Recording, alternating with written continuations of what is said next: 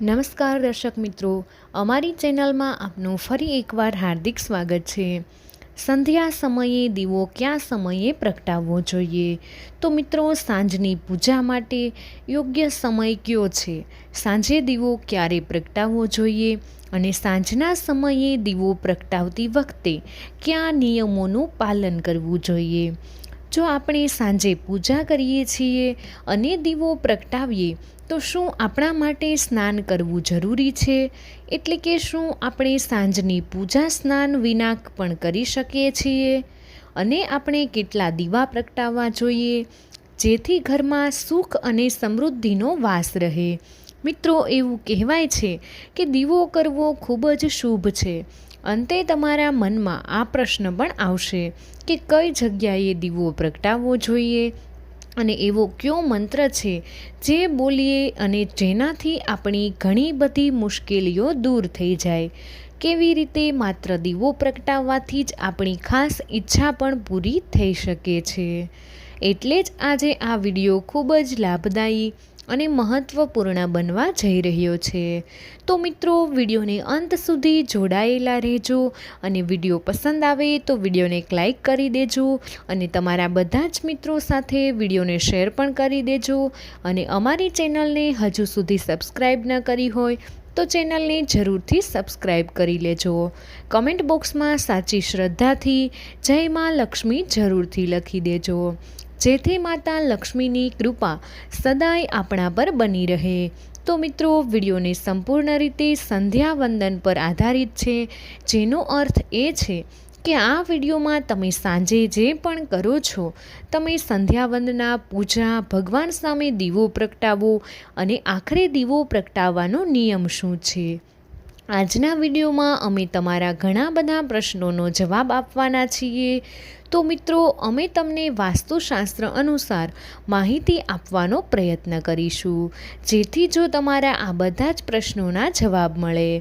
મિત્રો, સૌપ્રથમ આપણે વાત કરીશું દીવો પ્રગટાવતી વખતે કહેવાનો મતલબ કે આપણે સાંજે પૂજા કરતાં પહેલાં સ્નાન કરવું જોઈએ। મિત્રો, વાસ્તુશાસ્ત્રમાં કહેવાયું છે કે પૂજામાં પવિત્રતા ખૂબ જ જરૂરી છે, તેથી આપણે પૂજા પહેલાં સવારે સ્નાન કરવું જોઈએ। સવારની પૂજા સ્નાન કર્યા વિના પૂર્ણ ગણાતી નથી, પરંતુ જ્યારે આપણે સાંજની પૂજા કરીએ છીએ ત્યારે આપણે આપણા હાથ, પગ અને મોં ધોવા ખૂબ જ જરૂરી છે। જરૂરી નથી કે તમે સ્નાન કરો, પણ હાથ પગને ધોવા ખૂબ જ જરૂરી છે। હવે મિત્રો, તમે ઈચ્છો તો કપડાં પણ બદલી શકો છો, પરંતુ કપડાં ન બદલો તો પણ કંઈ વાંધો નથી। પણ તમારે એક વાત તમને જરૂર કહીશું કે તમારી સાંજની પૂજા કરતાં પહેલાં સવારે પૂજા કર્યા બાદ શૌચાલયમાં પ્રવેશ હોય તો તમારે સ્નાન અવશ્ય કરવું જોઈએ। એકવાર જો તમે શૌચાલયનો ઉપયોગ કર્યો હોય અને ફક્ત તમારા બાથરૂમનો ઉપયોગ કર્યો હોય તો પણ તમે તમારા હાથ અને મોં ધોઈ શકો છો, સાંજની પૂજા કરી શકો છો। તો મિત્રો, આ તમને થોડું વિચિત્ર લાગશે, પરંતુ તે ફક્ત વાસ્તુશાસ્ત્ર મુજબ કહેવામાં આવ્યું છે। સાંજની પૂજામાં તમે સ્નાન કરો કે ન કરો જરૂરી નથી, પરંતુ તમારે હાથ, પગ અને મોં ધોવા જ જોઈએ, ત્યારે આ પૂજા તમારા માટે સફળ થશે। તમારે દિવસ દરમિયાન પણ શુદ્ધતાનું ખૂબ જ ધ્યાન રાખવું પડશે, જેમ કે જ્યારે પણ તમે શૌચાલય અથવા બાથરૂમમાં જાઓ છો તો તમારે ત્યાં જ શુદ્ધિકરણ કરવું જોઈએ। મિત્રો, સાંજે હાથ, પગ અને મોં ધોઈને પછી જ પૂજા કરો તો તે ખૂબ જ શુભ ફળ આપે છે।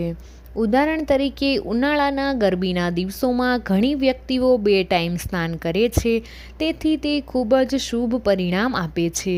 મિત્રો, હવે તમારો આગળનો પ્રશ્ન છે કે સાંજની પૂજામાં આપણે કયા સમયે દીવો પ્રગટાવવો જોઈએ? આપણે સમજી શકતા નથી કે સાંજની પૂજા વખતે દીવો પ્રગટાવવાનો સમય કયો છે? તો મિત્રો જુઓ, જે પૂજામાં દીવો કરવામાં આવે છે, પ્રદોષકાળ એટલે કે જ્યારે સૂર્ય આથમી રહ્યો હોય ત્યારે આપણે આપણા ઘરમાં દીવો પ્રગટાવવો જોઈએ। તમારા જેવા લોકોને પણ પ્રશ્ન છે કે આપણે કેટલા વાગે દીવો પ્રગટાવવો જોઈએ? તો જુઓ મિત્રો, દરેક ઋતુમાં સાંજના સૂર્યાસ્તનો સમય અલગ અલગ હોય છે। જેમ કે શિયાળો હોય તો 5:30 સૂર્ય હાથની જાય છે અને ઉનાળાની ઋતુમાં સૂર્યાસ્તનો સમય 6:30 થી 7 સુધીનો હોય છે. તો મિત્રો ક્યારે પણ એવું બને કે ઉનાળામાં 7:30નો સમય પણ સૂર્યાસ્તનો સમય હોય. તો મિત્રો દરેક સમયનું હવામાન બદલાય છે, એટલે આપણે એક જ સમય રાખવો બહુ અઘરું થઈ જશે. આપણે દીવો પ્રગટાવી શકીશું નહીં. તેથી આપણે હંમેશા ધ્યાન રાખવું જોઈએ કે જ્યારે પણ તમે સાંજનો દીવો કરો છો તો હંમેશા જ્યારે જ સૂર્યાસ્ત થાય ત્યારે જ તમારે દીવો પ્રગટાવવાનો છે. તો મિત્રો હવે તમારા મનમાં એ પણ પ્રશ્ન હશે, તમારે સાંજના સમયે કેટલા દીવા પ્રગટાવવા જોઈએ? તો મિત્રો શાસ્ત્રો અનુસાર એવું કહેવામાં આવે છે કે તમારે દરરોજ સાંજના સમયે તમારા ઘરના મુખ્ય દરવાજા પર એક દીવો જરૂર પ્રગટાવવો જોઈએ.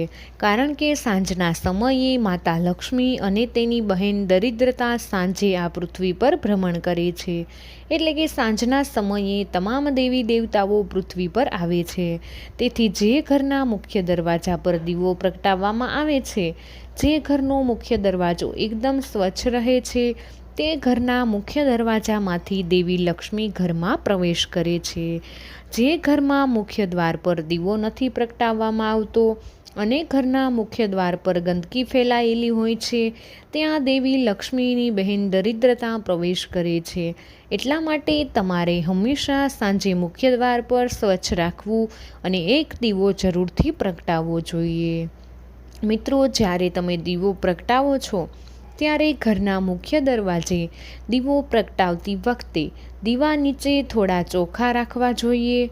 મિત્રો શાસ્ત્રોમાં જણાવવામાં આવ્યું છે કે જ્યારે આપણે સાંજના સમયે દીવો પ્રગટાવીએ છીએ, આપણા ઘરની બધી જ નકારાત્મક ઉર્જા નાશ પામે છે અને આપણા ઘરમાં જે પણ વાસ્તુદોષો છે તે પણ ધીમે ધીમે કરીને સમાપ્ત થવા લાગે છે. એટલે કે સાંજે મુખ્ય દરવાજા પર દીવો પ્રગટાવવાથી આપણને આપણામાં રહેલા તમામ દોષોમાંથી મુક્તિ મળે છે અને જો પિતૃદોષ હોય તો તે પણ દૂર થાય છે. જો આપણા ઘરમાં કોઈ સમસ્યા હોય તો ઘરના મુખ્ય દ્વાર પર શુદ્ધ ઘીનો દીવો પ્રગટાવવાથી તે બધી જ સમસ્યાઓ દૂર થાય છે. અને મિત્રો આ સિવાય જો તમારા ઘરમાં અશાંતિ છે તો જો તમે તમારા ઘરના મુખ્ય દ્વાર પર દરરોજ દીવો પ્રગટાવો છો તો તમારા ઘરની અશાંતિ દૂર થશે અને જો તમારા ઘરમાં બીમારીઓ છે તો તે પણ દૂર થઈ જશે. તમારું ઘર સુરક્ષિત રહેશે. આનાથી ગ્રહોની તકલીફ પણ દૂર થશે. તમને આર્થિક સંકળામણથી મુક્તિ મળશે. મિત્રો સાંજે ઘરના મુખ્ય દ્વાર પર દીવો પ્રગટાવવાનો ઘણો ફાયદો છે. કહેવાનો મતલબ એ છે કે આપણા ઘરના મુખ્ય દ્વાર પર દીવો પ્રગટાવવાથી આપણને બધી જ તકલીફોમાંથી મુક્તિ મળે છે. તો મિત્રો હવે આપણે બીજો દીવો ક્યાં પ્રગટાવવો જોઈએ તેના વિશે વાત કરી લઈએ. તો મિત્રો આપણે બીજો દીવો પ્રગટાવવાનો છે આપણા ઘરની તુલસી માતા પાસે. મિત્રો હિન્દુ ધર્મમાં એવું કોઈ ઘર નથી કે જે ઘરમાં તુલસીનો છોડ ન લાગેલો હોય.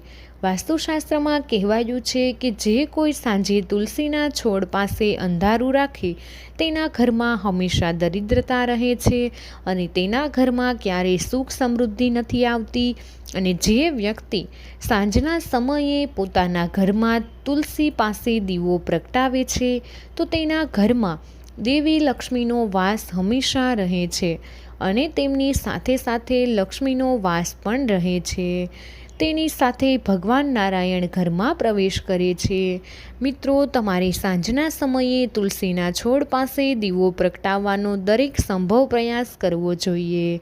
તમારા ઘરમાં ઉત્તર પૂર્વ ખૂણામાં એટલે કે તમે તમારા ઘરમાં જ્યાં પણ હોય ત્યાં મંદિર બનેલું છે તો મિત્રો તમારા ઘરમાં દરરોજ 2-3 દીવા પ્રગટાવો.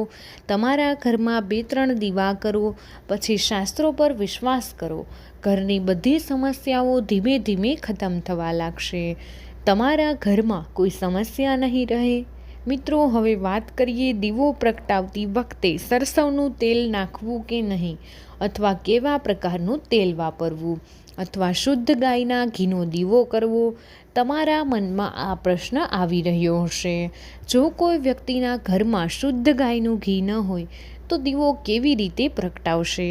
તો અમે તેનો જવાબ આપીશું.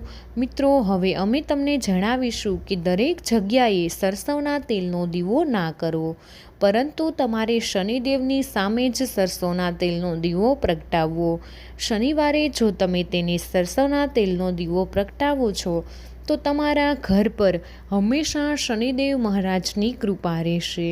અને મિત્રો, જો તમે પીપળાના ઝાડ નીચે સરસવના તેલનો દીવો કરો છો તો તે પણ સારું છે, અથવા તમે ભૈરવ બાબાની સામે સરસવના તેલનો દીવો પણ પ્રગટાવી શકો છો.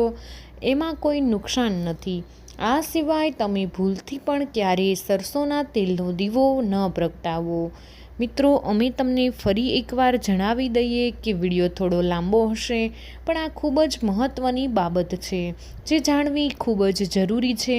મિત્રો, અમે તમને એક જ વાતનું પુનરાવર્તન કરીએ કે હજી પણ કહીશું કે તમે શનિદેવની સામે, ભૈરવ બાબાની સામે કે પીપળાના વૃક્ષની નીચે સરસવના તેલનો દીવો પ્રગટાવવાનો છે. શાસ્ત્રો પ્રમાણે જ્યારે આપણે કોઈ પણ દેવી દેવતા માટે દીવો પ્રગટાવીએ છીએ, જ્યારે તેમાં ગાયનું ઘી નાખીને જ પ્રગટાવવા જોઈએ. હવે તમે વિચારશો કે આપણી પાસે ગાયનું ઘી તો નથી, તો ગાયના ઘીના નામે જે પણ ઘી મળે છે તે બજારમાંથી લાવવાનું છે. શુદ્ધ ઘી મળે તો ખૂબ જ સારું છે. મિત્રો, તમારી પાસે ગાયનું શુદ્ધ ઘી ન હોય તો તમને ખબર જ હશે કે ગાયના ઘી બરાબર તલનું તેલ માનવામાં આવે છે. મિત્રો, તમે દીવો કરવામાં તલનું તેલ પણ વાપરી શકો છો. તેમાં કોઈ સમસ્યા નથી. તમારા ઘરમાં તલના તેલનો દીવો કરો, તેનાથી ગાયના ચોખ્ખા ઘીનો દીવો કરો તેટલું જ પરિણામ મળે છે. તો મિત્રો, તમે દરરોજ દીવો કરો તો તમારા ઘરમાં તલનું તેલ અવશ્ય વાપરો, કોઈ વાંધો નહીં.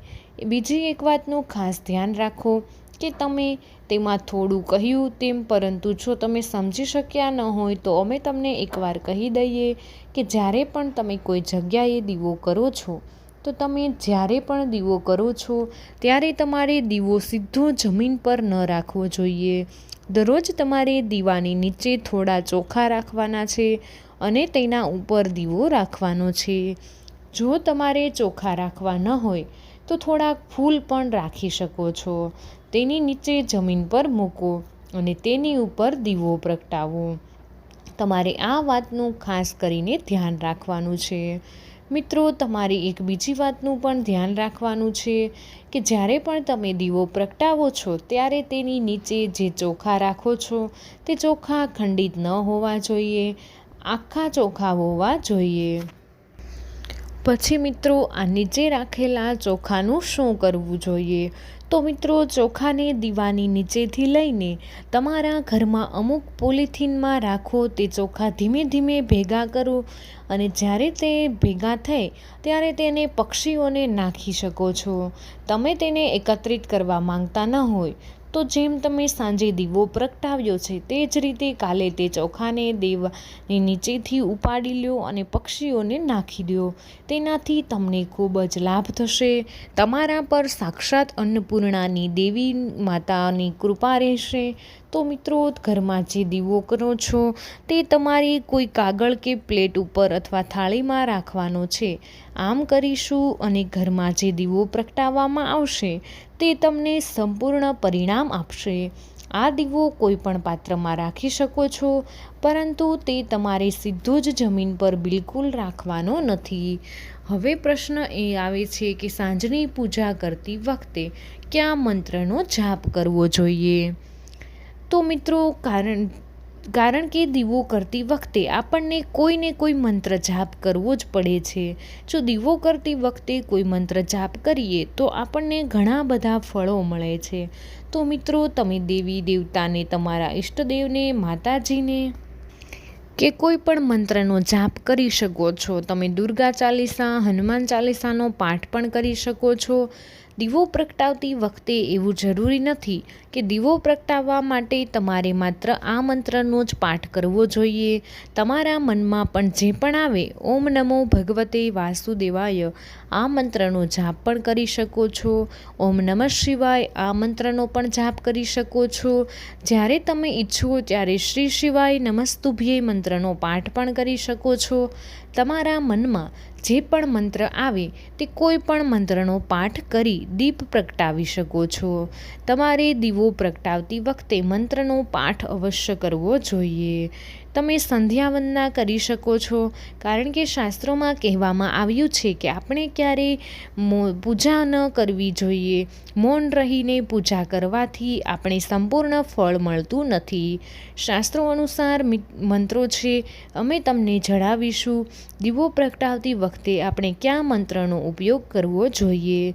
તો તે મંત્ર છે શુભમ કરોતિ કલ્યાણમ મારોગ્યમ ધન સંપદા શત્રુ બુદ્ધિ વિનાશય દીપ જ્યોતિ નમસ્તુભ્યે દીપ જ્યોતિ પરમ બ્રહ્મ દીપ જ્યોતિ જનાર્દી દીપો હસ્તુ મે પાપમ દીપ જ્યોતિ નમસ્તુભ્યે. તો આ મંત્રનો જાપ કરવાનો છે તો બધા જ પાપોમાંથી મુક્તિ મળશે. મિત્રો, વિડીયો પસંદ આવ્યો હોય તો વિડીયોને લાઈક કરી દેજો અને તમારા બધા જ મિત્રોને શેર કરી દેજો. કમેન્ટ બોક્સમાં જય માં લક્ષ્મી જરૂરથી લખી દેજો.